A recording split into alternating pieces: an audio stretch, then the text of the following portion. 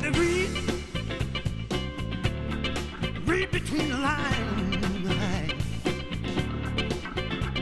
Got to read between the lines. Hello everybody, welcome to another edition of What's Going On. I'm your host, Tom D'Ambra. As always, we're very thankful that you take the time from your busy day to join us. If you've been watching the program last week, we had Bill Flick on, and I want to say a personal thank you to Bill. Always very, very informative, very knowledgeable man, and a true patriot in the sense of discovering truth and desiring liberty. Thank you, Bill. Very much appreciate you covering for us last week. Folks, the thing we're going to open up with, or actually we're going to continue with, is the document Silent Weapons for Quiet Wars. This is our third segment with this document, but first I thought we would cover some of this week's news, some things that you might have missed in the mainstream media that did not present to you. And the first two items I have here, I wish they were a joke. I wish we could laugh about this. But unfortunately, we can't, because it's reality. As crazy as our country and our culture has become today, this is the reality that they are placing upon the conditioning program of the American people. This is from the website The College Fix, and this is the editor's blog, The Hardwire it's called. And the headline reads like this: "Peanut butter and jelly sandwich is racist, says Portland school official." Then the article continues, "Did you know that eating or even talking about a peanut butter and jelly sandwich is now considered racist?" That's right. Apparently it's because people in some cultures do not eat bread. Vernice Gutierrez, principal of Harvey Scott K-8 school in Portland, explained in an interview with the Portland Tribune. "Take the peanut butter sandwich, a seemingly innocent example a teacher used in a lesson last school year," the Tribune said.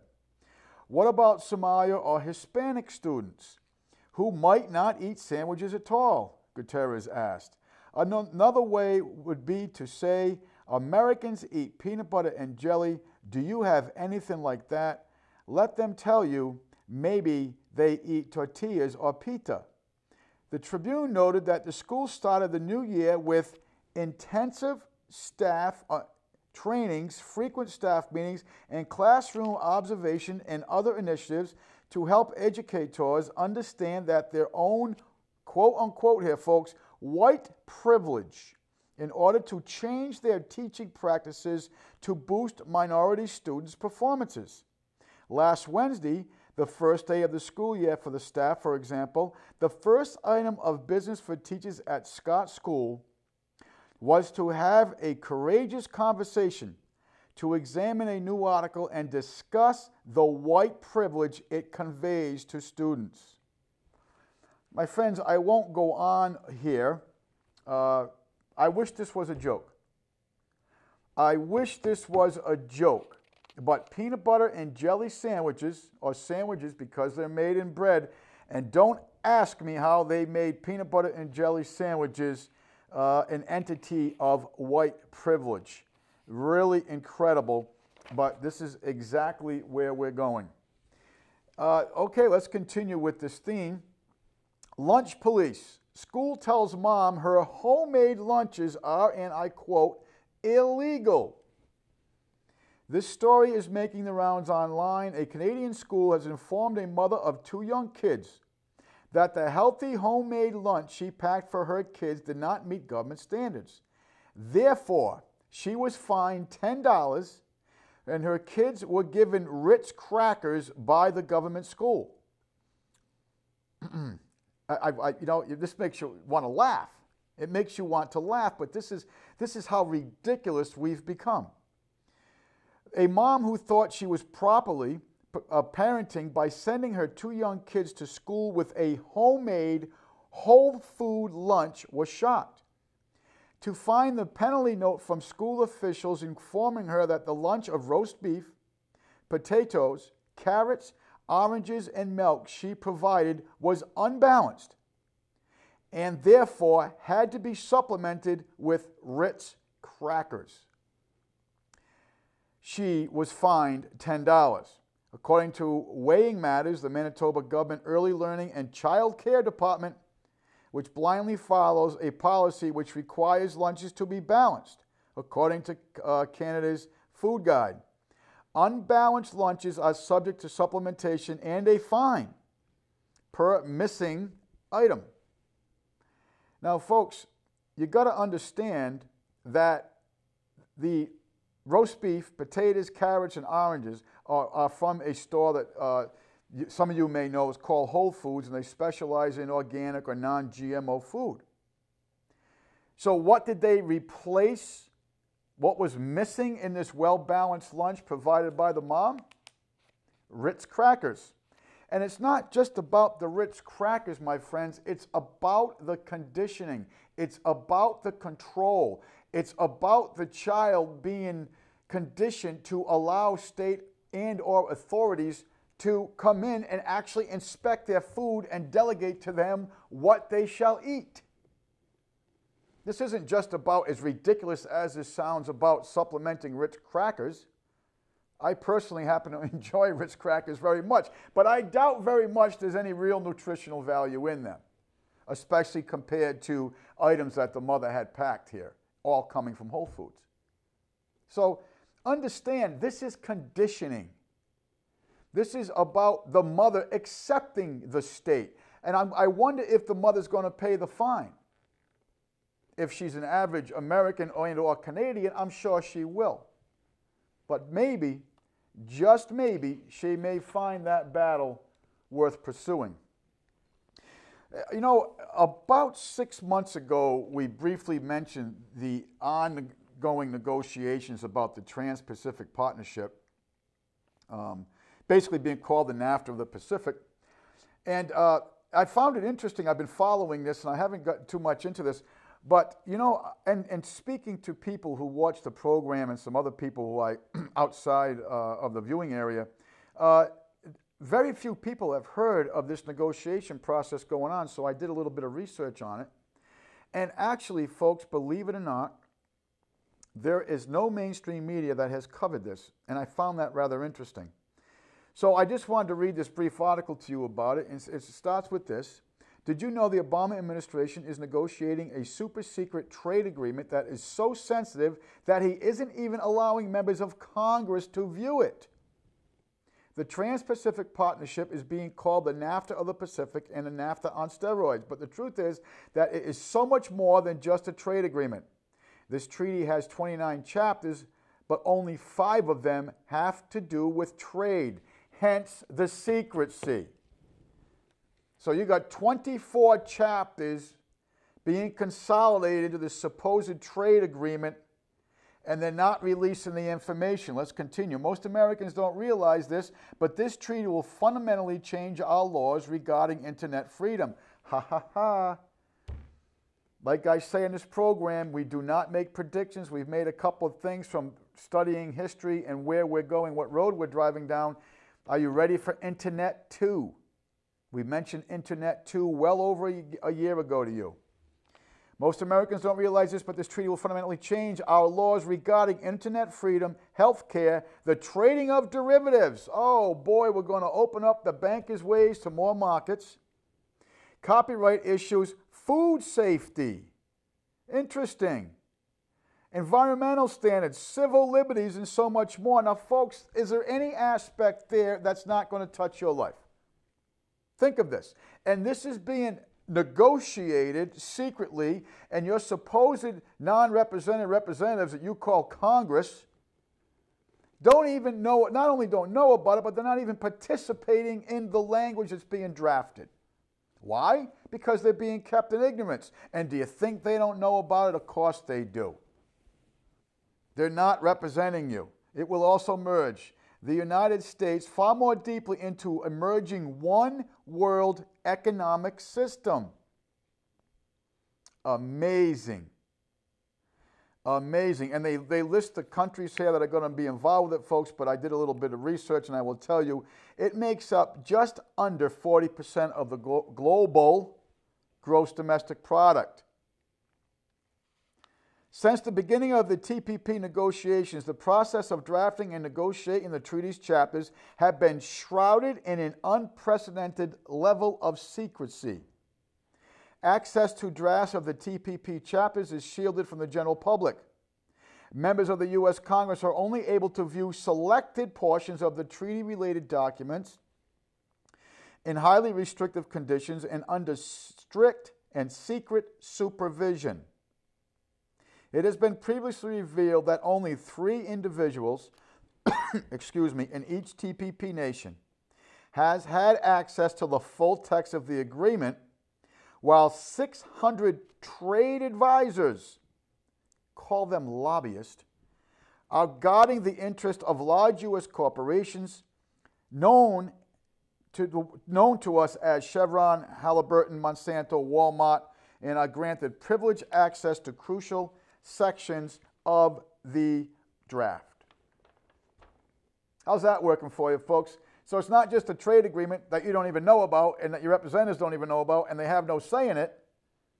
So whose interest do you think they're looking out for here when they're talking about internet freedom, health care, the trading of derivatives, copyright issues, food safety, environmental standards, civil liberties, and so much more? Who do you think is going to benefit? Do you remember the old thing, my friends? Excuse me. Qui bono? Qui bono? Always ask, I've been saying this to you for years now, qui bono, always ask who benefits. Why is this being done in secret? If it was good for the people, do you think it'd be done in secret? Okay, enough of peanut butter and jelly sandwiches. Let's get into something that is going to affect our lives, and you're not hearing a word about it, and this isn't being done in secret. China, my friends, is one of the 3 countries that are really keeping this facade of the derivatives and the T-bills, the treasury bonds and bills and all that going forward. And the only thing that's keeping this facade afloat, because as you've been watching this program, you have the complete understanding that we do not have dollars. Our medium of exchange is literally a script note from a private banking corporation. And if you say, well, the United States government backs it up, my friends, the United States government is insolvent. It is an insolvent banking corporation. It's an insolvent corporation who's gone insolvent to a private banking corporation that you know is the Federal Reserve. And the Federal Reserve is a subsidiary of the International Monetary Fund. And if you want to take another step up the pyramid, you find an organization known as the World Bank, which is positioned in Basel, Switzerland. Folks, your income tax money goes to the International Monetary Fund. Look to see who stamps the back of the check that you send. It will say Federal Reserve Banking System. The Federal Reserve is a private, for-profit, foreign banking corporation. And the IMF gets their budget to go and squander the world, as John Perkins called it in his book, The Economic Hitman, with your sweat equity that you pay to this banking corporation. Now, if you remember, Sherman Webster said to us years ago, remember one thing, that all wars are settlement of debt.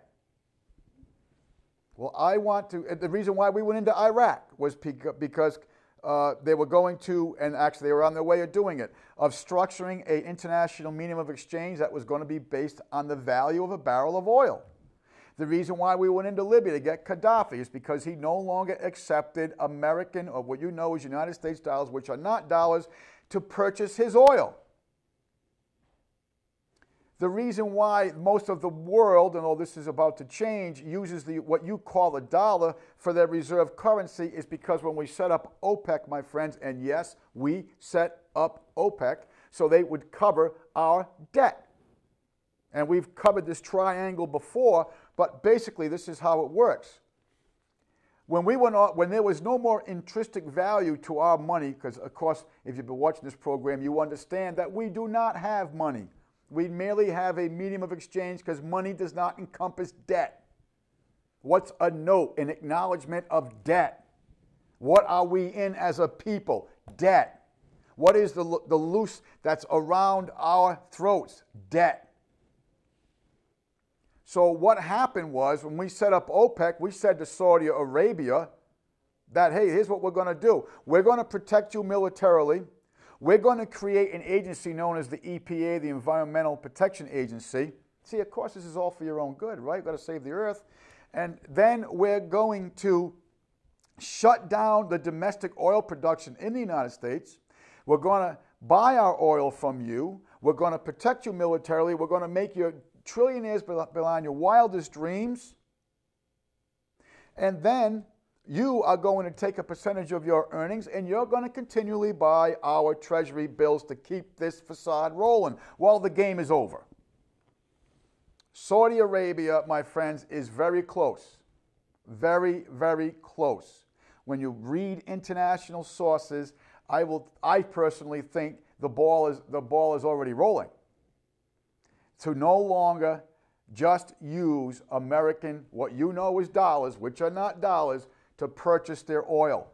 Hence, what is going to take place is everybody in the world that has been using and stockpiling American dollars for their reserve currency, because why they had to use them is because if you wanted to buy and or sell a barrel of oil on the international market, my friends, you had to make that exchange, that purchase in American dollars. So if you were Argentina and you wanted to sell oil, you couldn't sell it with your currency. You had to accept the exchange in dollars, and then you would go and exchange them into your local currency. That, my friends, is about to change. And when that takes place, you are going to see the crash of what you know as the American dollar. But make no misunderstanding, you have not held a true dollar in your hand since 1962 and 3. That's the last time there was a real dollar in your hand.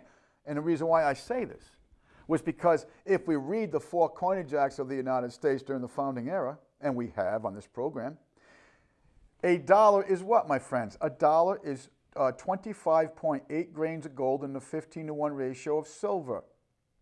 Well, President John F. Kennedy tried very, very hard to educate the American people. I have invited you before. I invite you to do it again. Go on the internet, go to YouTube, and punch in JFK Secret Society speech. When JFK got to the supposed top, he understood he was merely a puppet. He understood as what's called the secret government. He understood that the dire position that his nation was being led into. And what he did was he ordered Fort Knox. He discovered there was no gold. He discovered there was $2.86 trillion worth of silver, and he issued silver certificates. If you go to a collector shop or a pawn shop, you can buy them. Read the bottom. It says the bearer of 1 ounce of silver. There was intrinsic value backing that true money. The bankers didn't very much like that, did they? And then when he told George Ball, hey, I'm getting the advisors out of Vietnam. We're not going into Vietnam. Well, guess what? It was all over for Mr. Kennedy. My friends, he was the last president, in my humble opinion, that really tried to make a difference for the American people. Really make a difference. And when he went to the National Press Club with that secret society speech and asked the mainstream media, first of all, he was a little naive and even to the point of being foolish, to think that the mainstream media in this country was not being controlled. His climb in politics should have really taught him the lesson that it is completely controlled, and that the people that put him in that office were controlling that entity. Unfortunately, maybe he felt desperate that he had to do something and he saw that as an avenue to educate the American people. I do not know.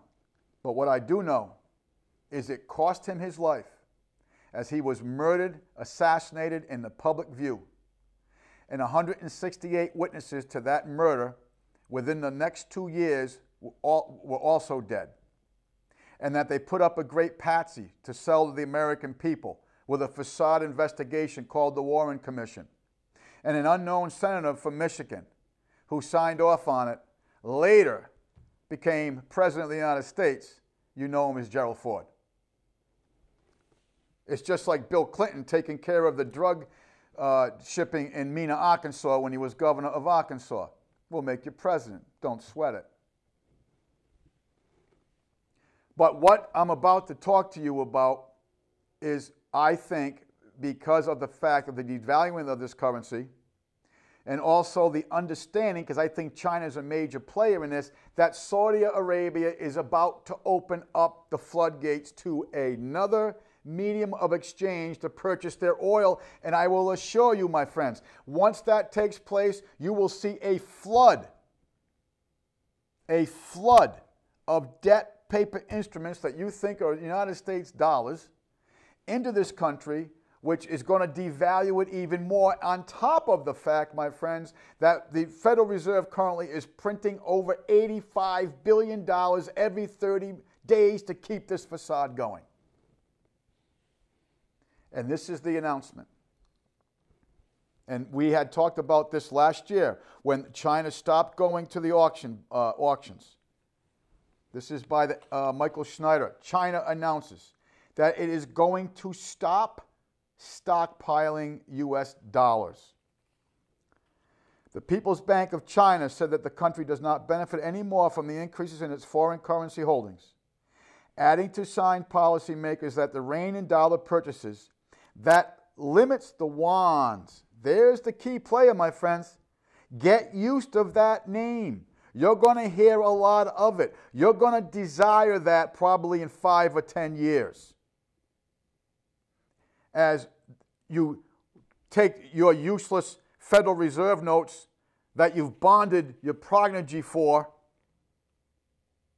you're going to wind up just like the Weimar Republic in Germany, when I told you that story and Hitler capitalized on it very well politically, where this very rich man in Germany saw what was going on. And his family had been dealing with this particular store for generations. And he went into the store with a wheelbarrow. This is not makeup, my friends. This is not facade. This is a great example of the devaluation of a currency. He walked in with physically a wheelbarrow full of German marks. And he gave the storekeeper, who he had known since childhood, a list of what he'd like to purchase. You know what the store owner said? He said, "I'll give you this. Leave the wheelbarrow." My friends, the point is the wheelbarrow had more value than the content of wheelbarrow full of German marks. And people, that you go on the internet, you will see pictures of people with bundles of German marks throwing them in wood stoves to stay warm. I am not making this up. I invite you to investigate this. This is huge, my friends. This is the beginning of the end of what you know as the American dollar. Do I think this is happening by chance? Absolutely not. Absolutely not. Nothing that has taken place is happening by chance. As Franklin Delano Roosevelt, nothing in politics happens by chance. This is all premeditated setup. They are destroying your standard of living. They have put you into a position of ignorance, a position of debt for generations to come. Unless the United States does something about it. Now, the United States is a three-faceted thing. I'm talking about the people. You got the people, the union, being the union, the people, the states that make up that union is the people. You got the government, And then you've got the insolvent corporation. And yes, if you're just watching the show for the first time, we have done multiple shows on it where the United States of America, USA, however you want to put it, is a for-profit corporation. China announces they are no longer going to be stockpiling American dollars. It is no longer in favor of China's favor to accumulate foreign exchange reserves. Yang Yang, deputy governor of the central bank. Oh my God, they're operating under the same thing, a central bank. Said in a speech organized by China's Economist 50 Forum at Sanggu University yesterday, the monetary authority will basically and nominally interventions in the currency market and broaden the yuan's daily trading range. Folks, listen to them words. Read between the lines. They're going to broaden the yuan's daily trading range. Can you say opening it up to Saudi Arabia, to Russia, to the Pacific realm? This is huge, my friends. Governor Xiao Zhangchong wrote in an article in a guidebook explaining the reforms outlined last week following a Communist Party meeting. Neither Wei nor Zhou gave a time frame for the change to happen. My friends, that is big news. Nobody covered this on the mainstream media.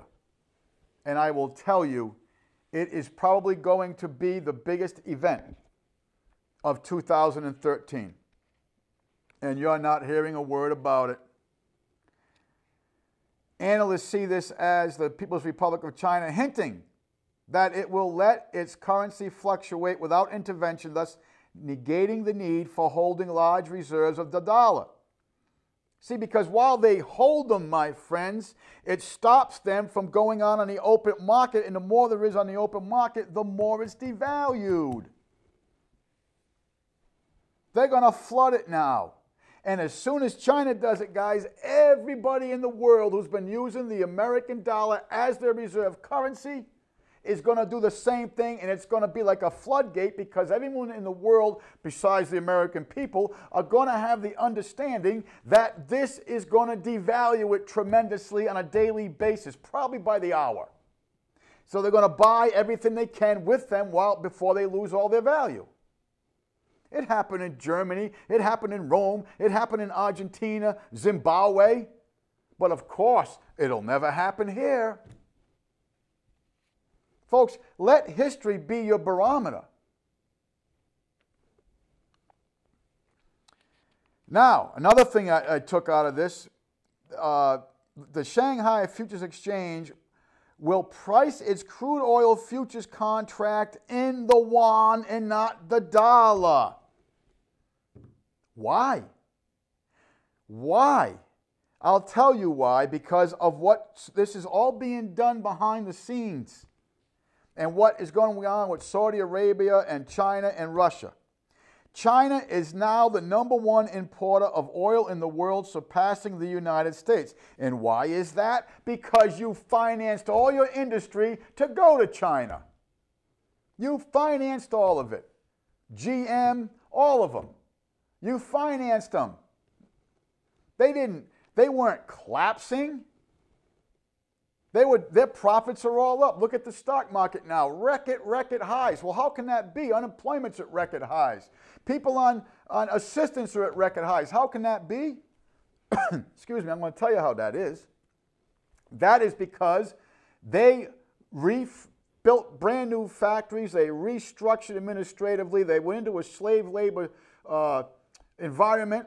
They don't have OSHA, they don't have the taxes, they don't have the EPA, they don't have the IRS, they don't have all these agencies coming down on them. They've got brand new factories. They've got a populace that's becoming more educated to be in the worker bees. They don't want people thinking, they want you to be the worker bees. Well, guess what? Then people are desperate. They're getting a taste of it. They're all over it. And your sweat equity financed the move, but yet you couldn't write a letter to to anybody.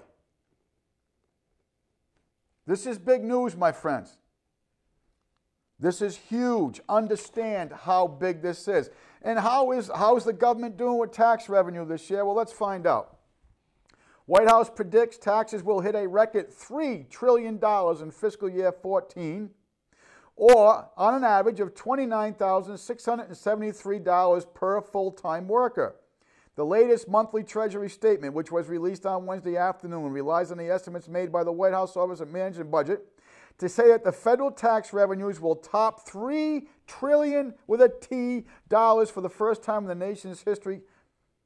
In fact, the record $3 trillion, $23 billion, $4 million in tax revenues that the White House is predicting the federal government will rake in. Don't forget, this is a corporation. It's raking it in during fiscal 2014. Not only exceeds the inflation-adjusted revenue taken in by the government in any previous year, it also equals $29,673 in tax revenue for every full-time worker in the country. And if you want to look at another equation, it also equals $9,534 for every man, woman, and child currently living in the country, excluding illegal aliens. Until now, the record-setting year for inflation-adjusted. We always hear inflation-adjusted. What is inflation-adjusted? It's the reduction of your purchasing power. Understand why that candy bar that cost me a nickel as a child now is $1.50. The candy bar hasn't changed, my friends. It's the medium of exchange that's changed, and that medium of exchange has been devalued. It takes more of them worthless pieces of paper to you and me to purchase that same candy bar. The only one that worthless pieces of paper have value to, my friends, are the international bankers that sit there and collect the interest due on it. Until now, the record-setting year for inflation-adjusted federal tax revenues was fiscal year 2007. In that year, the federal government brought in more than $2.8 trillion. Now think about that. Wow, all the way back in 2007. Well, of course, doesn't it make sense? What's the economy done for since 2007? What's it done? It's been going down and down and down and down. According to the Census Bureau, there are now 317 million people living in the United States. All right, you take the amount of money they brought in. As I said, that's $9,534 for every single one of them people. I'm not going to go on with that, but I think you get the picture. So what have they been doing with all this revenue they're getting in? Oh, let me see. That's right. That's right. They're going to collect all this new revenue, my friends, and guess what? I'm going to just read this to you from the Management and Budget Office. Predicts that a deficit of $750 billion with a B dollars will occur. So let me see if I got this right. They're bringing in more revenue, over $9,000 for every man, woman, child in this country, or almost $30,000 for every full-time worker in the country. Of course, that's a little skirmished figure because there aren't a lot of full-time workers in the country anymore. Most people are working 2 and 3 jobs because of what's coming up with Obamacare, which is all on purpose. That's if they can ever get it running, which they will. But I will tell you folks, with Obamacare, if I may jump for a moment, this was meant to fail because it's not the Obamacare program they're really after. They want state-run government, but listen, the government cannot compete with private industry. It never has. I don't care if you're talking about insurance, you're talking about industry, you're talking about administrative costs, you're talking about anything. The government has never been able to compete with private industry. They have got to get rid of the private industry. Despite the record tax revenue, the Management and Budget Office predicts a deficit of over $750 billion. That would be an increase. Folks, you know what? There's so many zeros, this is ridiculous. But that would be an increase of the $680 billion that they were in hold of in 2013. So they collected more revenue than they've ever had, and they're still over $750 billion in the hole. But that's okay, folks, because the Federal Reserve is going to give them permission to print more to cover it, and you're going to pay the interest bond due on it. Are we having fun yet? We enjoying this change? There's really no change, guys. The only change is that they've sped up the game. Under Obama, Disability Trust Fund runs a record 5 straight years of deficits. 5 straight years of deficits. And if you want me to start reading some of these deficits, excuse me. 2013, $31.494 billion in deficit. In 2009, $8.462 billion deficit. 2010, $20.831 billion deficit. 2011, $25.264 billion deficit. And 2012, $29.701 billion deficit, and they've collected more money than they've ever had. Now, here's the good thing. You ready for the good thing? You want to know how good this gets? Okay, they started this, but there was an addendum to the Social Security Act in 1956. The government paid out the first disability benefits in 1957. All right, and of course, with this breakdown, they get into the 5.625% of a person's earnings.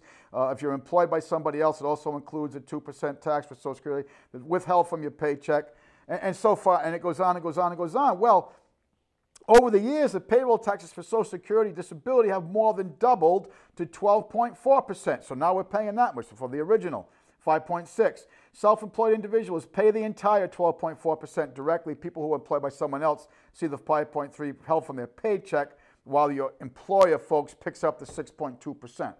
You know, that's another thing. You think, oh, this guy's only paying me $10 an hour. Folks, he's not paying you $10 an hour. You want the truth. The insurance companies and the government are making more from your sweat equity out of your whole thing that this employer has to pay for you than what you are. And then they're still taking about 54% when it's all said and done out of your paycheck. That's how it works.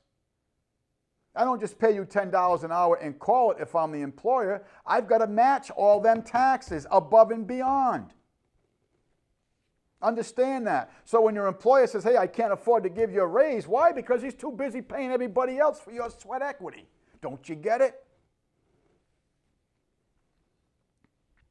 Anyway, here we go. In 57 years that the federal disability program has operated, it ran deficits in only 11 years, with 5 of those years coming under Obama. And then they get into some other thoughts here about Gerald Ford, and Jimmy Carter, with the biggest deficits when they went on. Okay?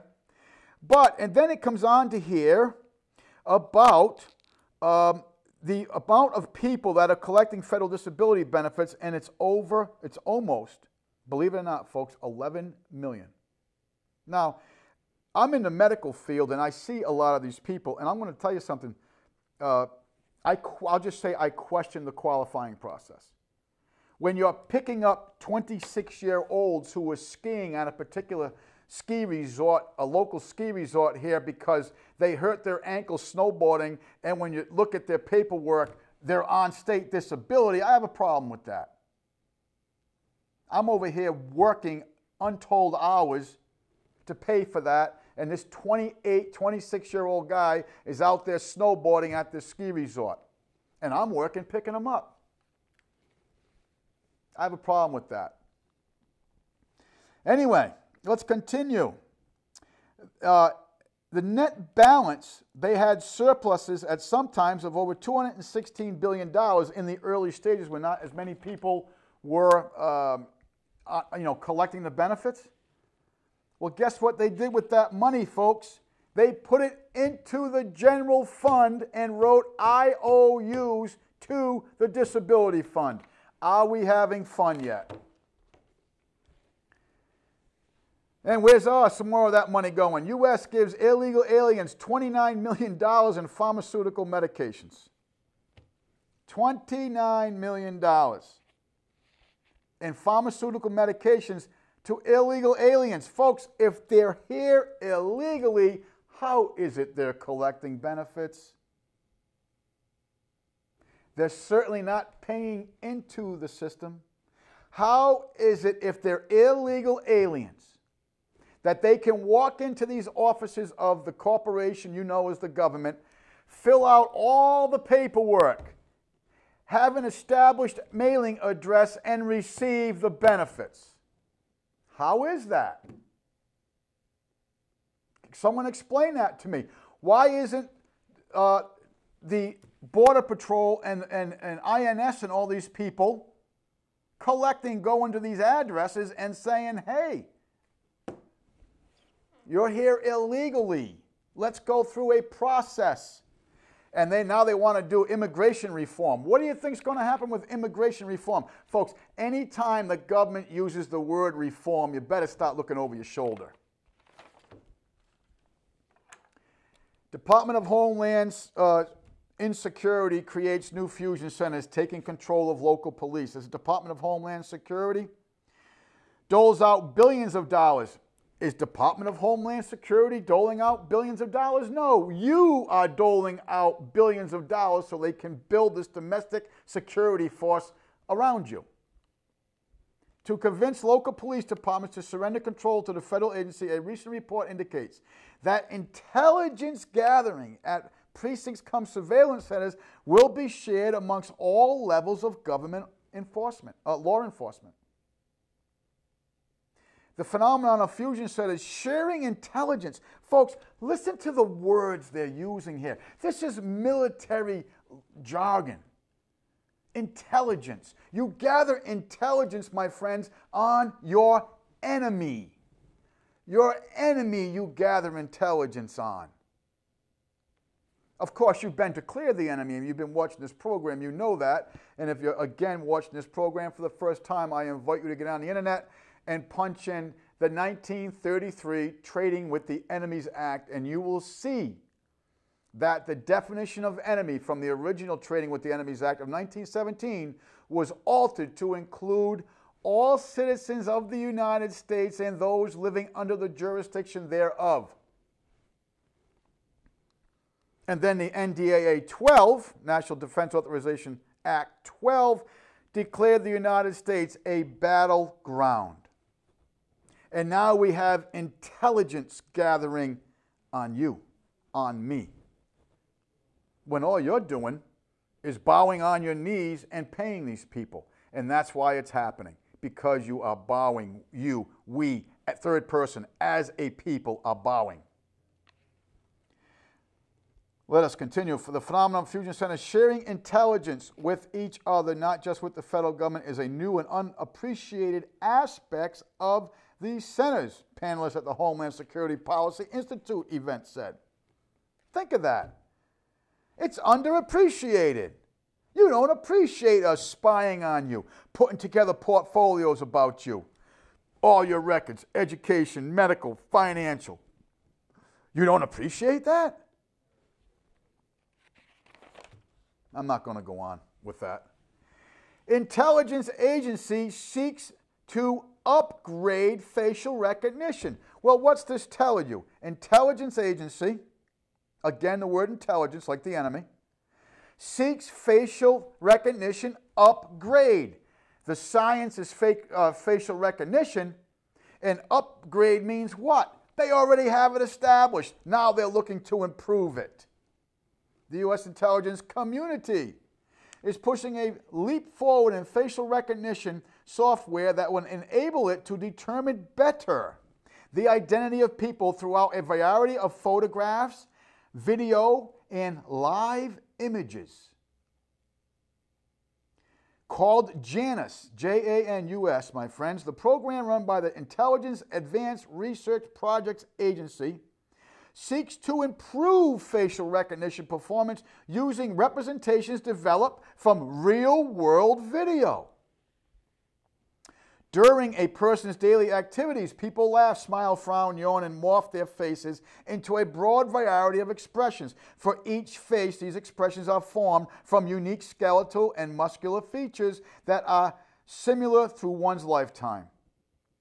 JANUS representations will exploit the full morphological dynamics of the face to better enable matching and faster retrieval. Folks, whatever happened to the Electronic Privacy Act? Coming to the police department near you. This is written by John Whitehead, and he gets into all the military. He gives you some good examples here, but basically what he's talking about is gift battlefield appropriations of weapons, vehicles, and equipment to domestic police departments throughout the country, to include drones, tanks, grenade launches, MRAPs. I mean, folks, you know, they got a town here, it's 125 years old. Excuse me, 125 years. There's never been a police officer killed in the town. It has less than 20,000 people, yet it's getting full tactical gear, including military vests used by the U.S. Army in Afghanistan. They have another one here, for that matter. Ohio State University, they're acquiring heavily armed vehicles. These are the MRAPs, intended to withstand IED blast. Another police department in a city of less than 35,000, guess what? They're getting military-grade helicopters and surveillance equipment. There's a whole list here, friends, of all the equipment these people that you're giving them. And I have to ask you, who's the enemy here? If you're having all this logistical support and training and education and all this logistical support, obviously you do not put that together for not to be used. An army or a military unit does not train and do things not to be used. They are militarizing they already have our police forces, and that's the main reason why they're trying to get rid of sheriff's departments, because the sheriff's departments are the only elected law enforcement in the country. And if you knew the founding documents, you would understand that all law enforcement in this country are supposed to be elected, and the federal government is supposed to be involved in none of it. But now we have the federal government, through giving away your sweat equity through these military gifts of hardware, completely and put into a superior position with local police. And the local police are going to do it, you know why? Because one, they think it's going to benefit them, and two, they're getting free stuff. It ain't free. Nothing's free. Everything comes with a cost.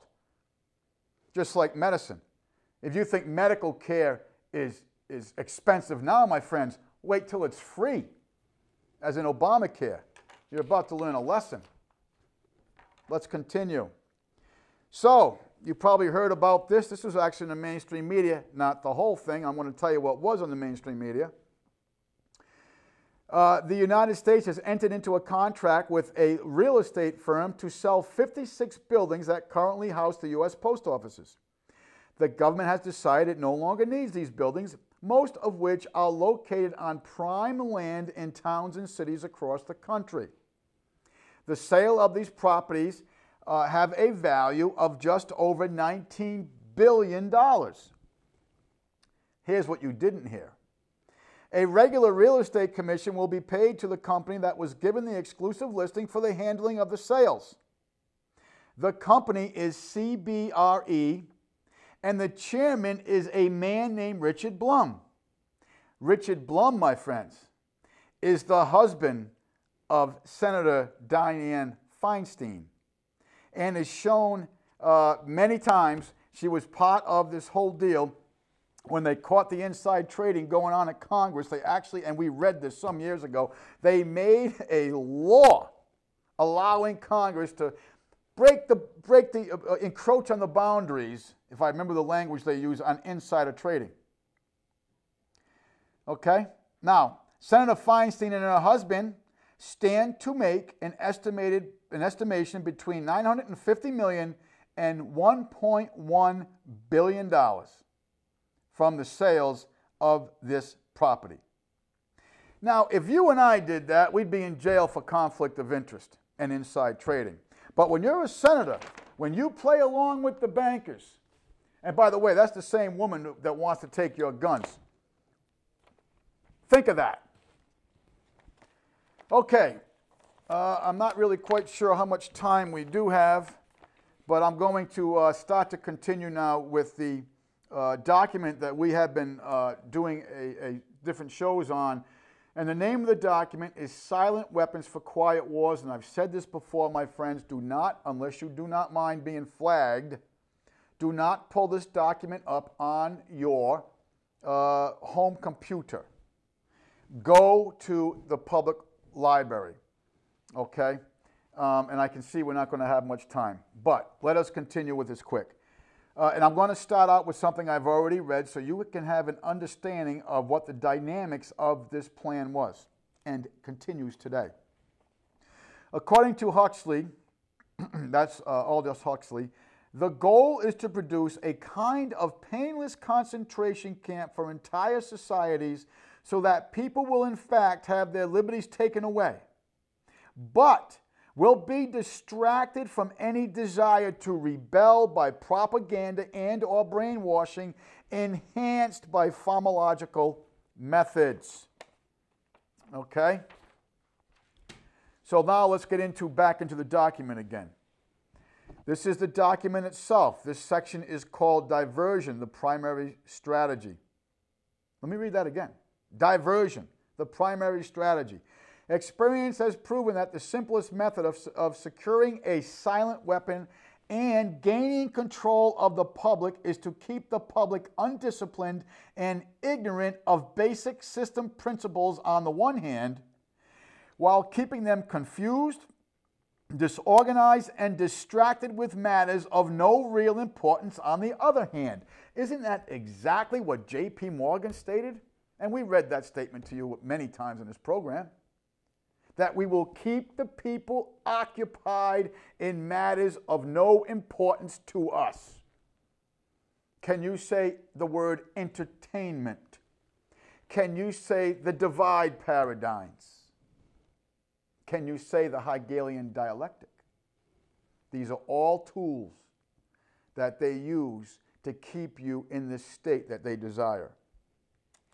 Let us continue.